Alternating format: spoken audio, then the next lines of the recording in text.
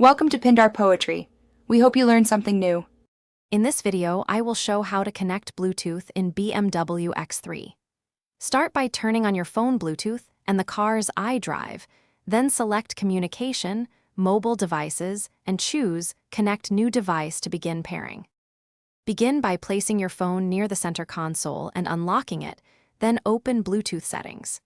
In iDrive, navigate to Communication, Mobile Devices, and pick Connect New Device. When the car lists your phone, select it on both screens and confirm the PIN to finalize pairing and enable audio and phone functions.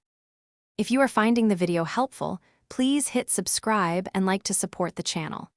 Quick recommendation: the new Kindle Paperwhite makes waiting during downloads or updates far more enjoyable, with a glare-free screen you can read between pairing attempts.